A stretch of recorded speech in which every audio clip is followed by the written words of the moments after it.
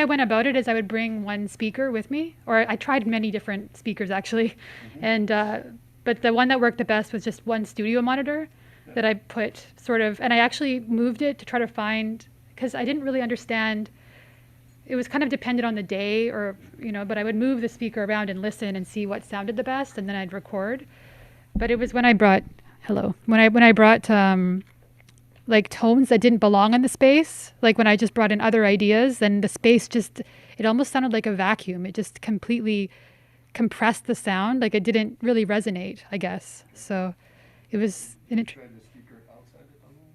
I did. Yes. Yeah. You tried everything. Yeah, I tried so many things. But really it was trial and error, and it was just a long experimentation process. But it was when I vibrated the materials of the tunnel, like the gate and the ladder or whatever was inside of the space with the surface transducers, that's when the tones really started to come out. Vibrating the space and letting the space, activating the resonances. So. Mm-hmm. So it was beautiful. Thank you for Thanks. this piece, very subtle. So you had this activation of the space, and Yeah. then you moved to it with your binaural recording? No, it was kind of, I started out by just recording the space, and then I sort of looked at those recordings and I listened, and I remembered those moments that felt really, really, really good, and it's like just different moments of certain sounds combining, and I brought out the tones of those recordings. Like I was kind of always looking for tones that also were always active in the space, and so that was the first thing I did, and then I went back and I amplified those field recordings into the space through the materials of the space to, as part of the process. But it started out with just like what you heard, where at the beginning it was mostly just recordings of the space that I filtered slightly to bring out the qualities that are already there, and then I combined them, of course, in certain ways. But the last part of the piece was the activation of the space. So All of those recordings in the space were made with binaural yeah. microphones. And how did you compose then? Like, this is the part you did that, and Yeah. here, what was your structure, or how did you think about the set? Yeah. It's my first time here, so I'm just. Yeah, it was actually, the dome really changed. I mean, of course, I've been listening to the piece and working on the piece with headphones. So coming into the dome, it definitely changed the sound. Like there is like a quality to the sound, and like especially through spat revolution and the reverb that's there. It's another layer of reverb almost. So it was challenging at first to sort of listen to the piece in another way, but then I started to just listen to it only in this way, and then it kind of.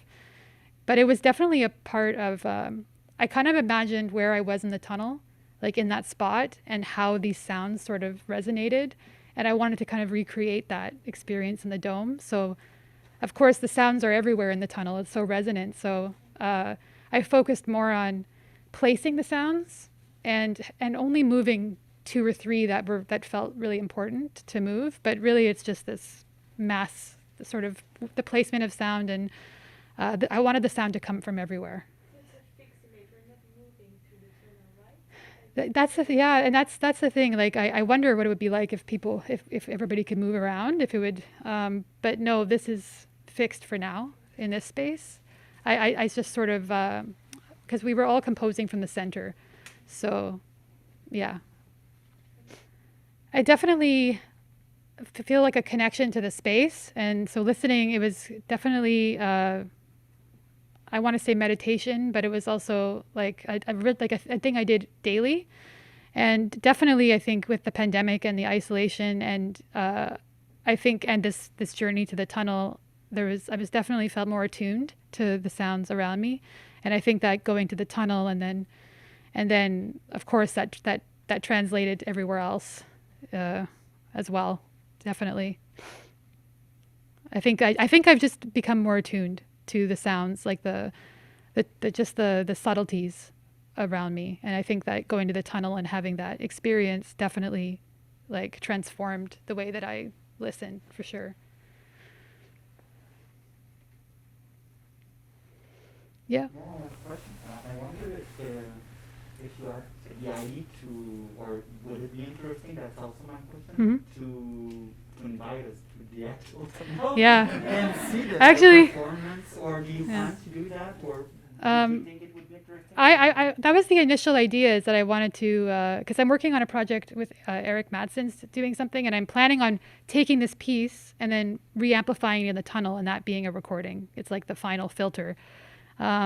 But it's kind of a, it's not a very, what's that word? Accessible space. So I kind of worry about bringing people there.